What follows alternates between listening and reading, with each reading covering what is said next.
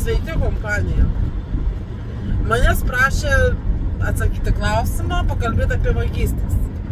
Aišku, šiaip aš turiu tokį prietarą, kad niekada vairuotojų neklauskite, ar teko keisti jums ratą, ar ten kas nors gedo, ar va taip vagystės.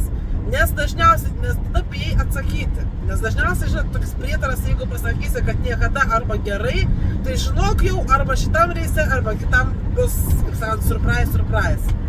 Tai dabar va, apie tas vagystės. Ir aš buvau lyg tai pamiršus tą klausimą, bet kaip tik vat, buvau Olandijai parkinge ir iškilo šis toksai, kaip sakant, situacija, kuri man priminė, kad reikia atsakyti šitą komentarą. Tai va, kaip sakant, prišnekėjot, kaip sakant.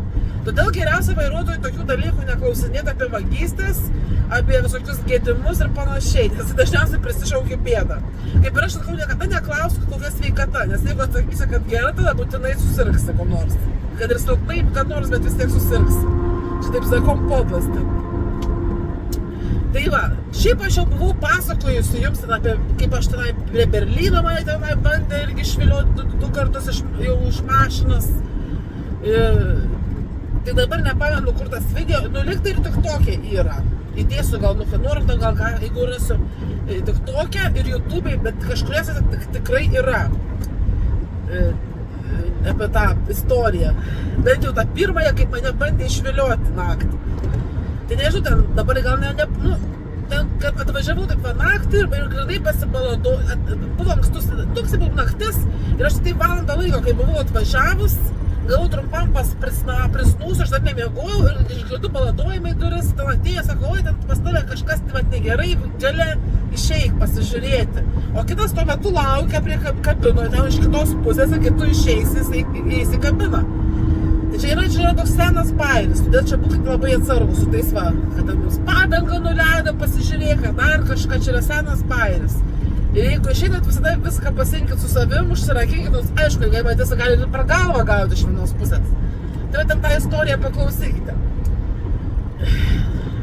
Ir aišku, saugotis tų vagių dabar reikia visur. Čia negalvokite, kad esate visur saugus. Seniau būdavo, kad Prancūzija, Belgija, ypač ten palei Angliją, į Anglijos pusę būdavo labiausiai nesaugu. Bet dabar jau yra visur nesaugu. Ir net ir pačioj toj Lenkijai, kur aš ten galvojau, jau ten tikrai saugiausia, ramiausiai būdavo, kol man vienas kolega nepapasakojo, kaip Lenkijoje ten parkinge į kabiną įsilaužė ir jis ten dar lipo iškišo galvą iš to spalniko iš viršaus ir dar per galvą gavo. Nu tai pasirodo ir Lenkijai reikia būti atsargiam. O tai aš dabar buvo įvykis Olandijoje, nuotykis. Tai Olandijoje tai irgi tikrai nėra saugu, taip pat. Tenai irgi mėgsta ir tentus palančyti.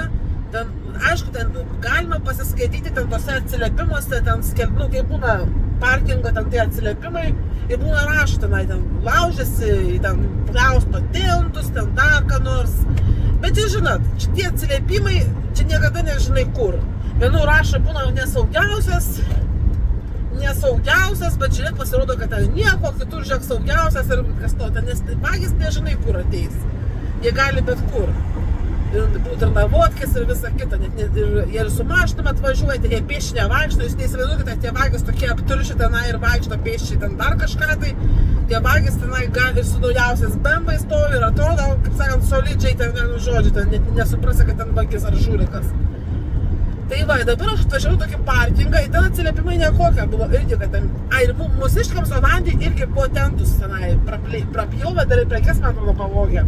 Bet čia senai jau buvo. Bet aš 5 metus važiavau, per 5 metus man išvis jokių incidentų, absoliučiai. Nei kas bandė, nei tai ką, nieko nebuvo. Nu ir po 5 metų,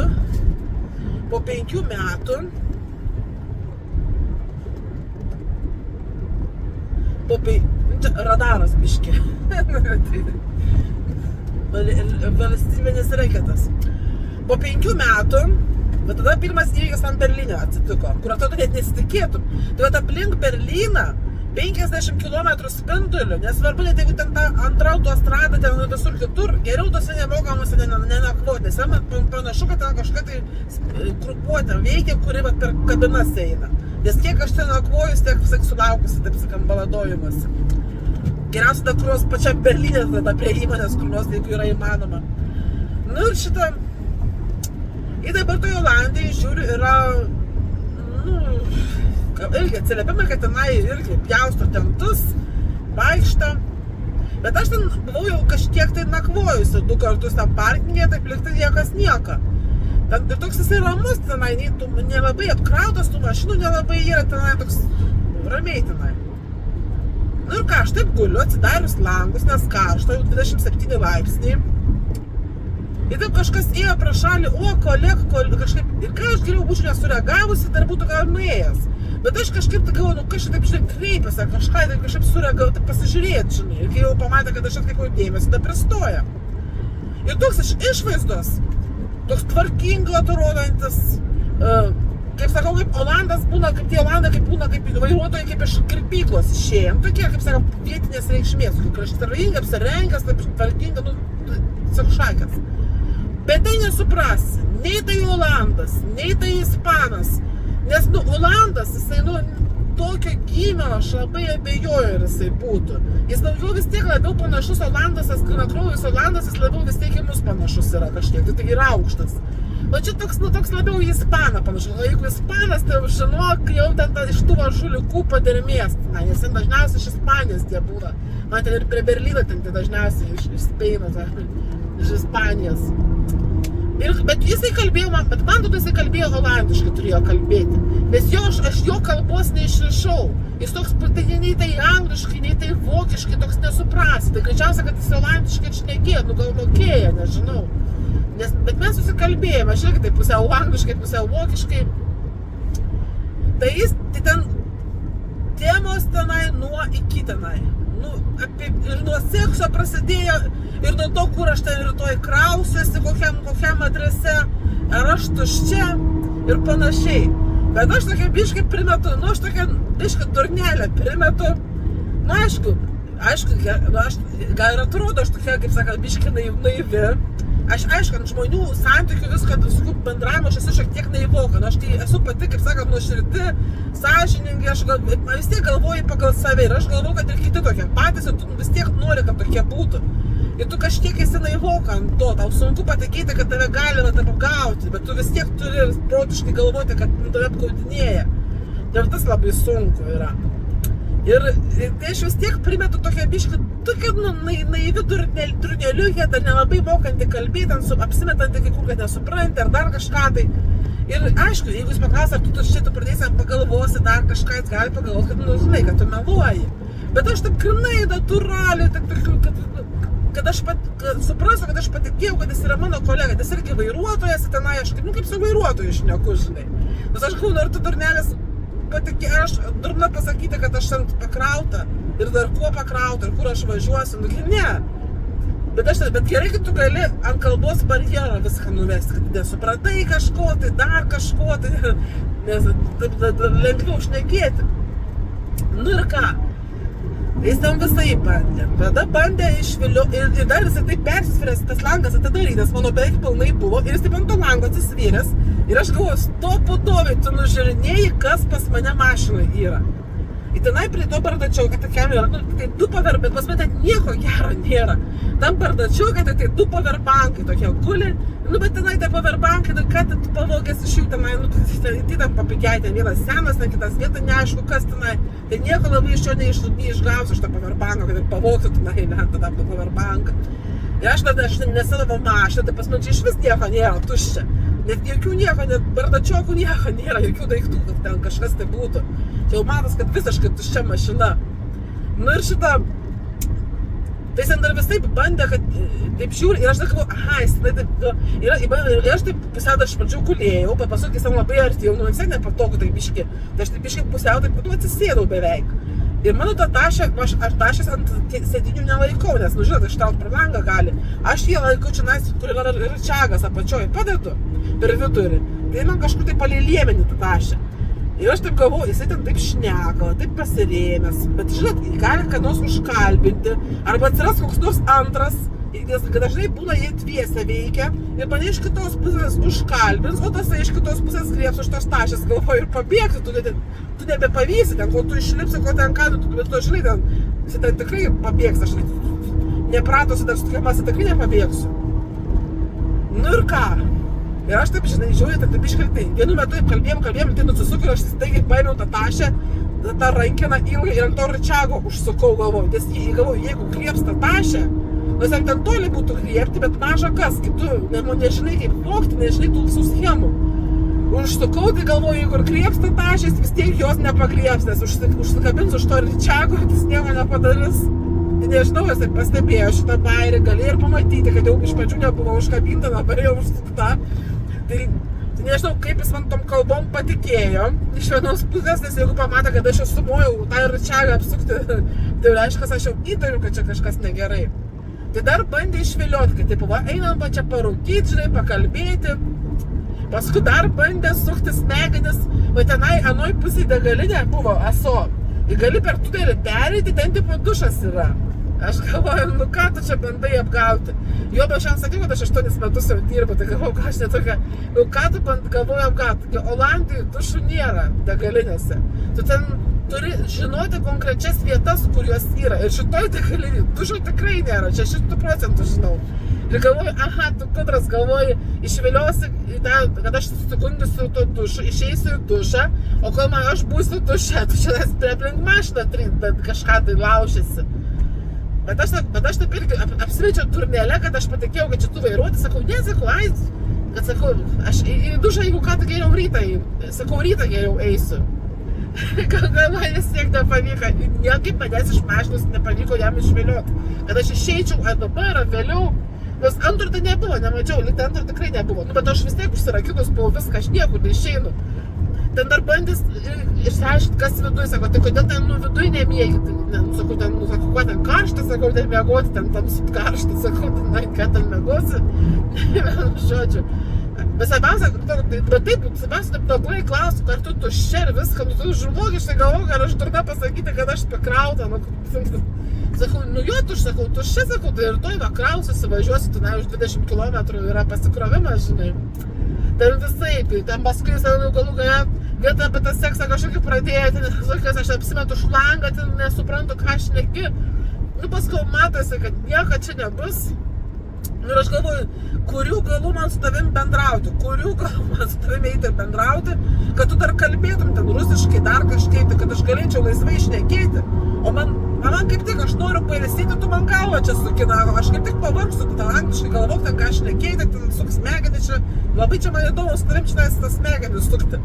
Bet jis ir mato, kad jau nieko iš manęs neišeinu, niekaip, aš niekur, neišeinu iš mašinos, manęs niekaip neišvilios. Nu tai tada ir išėjo. Bet naktis tai vis tiek nerami buvo, nes žinot, jeigu tenai jie taip vaikšto, reiškia, kažkur yra namuotkė. Jie gali budėti naktį. Ir aš galvoju, kaip man eiti dabar į tualetą. Tai aš ten dar kol buvo žmonių dieną, dar staigiai vakare, dar staigiai nuvariau. Tai tada grįžau ir paskui, ačiū Dievui, iki pat ryto nenorėjau. Tai paskui rytą anksti irgi nuvariau, bet aišku, tai jau nebelaukia ten visą naktį. Bet jau neramu buvo, bet vat kaip, žinokit, jūs visada pagalvokite, jeigu su jumis labai draugiškai elgėsi, kodėl jisai tas žmogus draugiškai elgėsi. Jūs logiškai pagalvokite, dabar jūs eisite pro šalį, pamatysite kažkokiam tai pusėje sėdintį žmogų, kuris tenai kažką užsiėmęs, ten savo guli tenai telefonę, dar kažką, dabar prieisite su juo pabendrauti. Juo labiau jeigu matote, kad žmogus tikrai nekalba jūsų kalba, tikrai nekalba, tai kokia prasmė eiti kalbėti? Bet čia pagalvokit pirmiausia, ar jūs eitumėte? Tikrai neeitumėte. Dar suprantu savaitgalį, kai ten visi ilsisi, nori visi pabendrauti, bet tai jūs matysite, kad tikrai vairuotojas, kuris ateina iš mašinos, plus ateis tas žmogus, kuris jūsų kalba kalba, kuris tikrai norės pabendrauti ir laisvai pabendrauti. Bet ir tai net vairuotojų reikia saugotis, nes vairuotojų irgi būna visokių, būkit irgi atsargus. Nes ir vairuotojai būna, tarp jų būna irgi ir vagių, ir sukčių ir panašiai.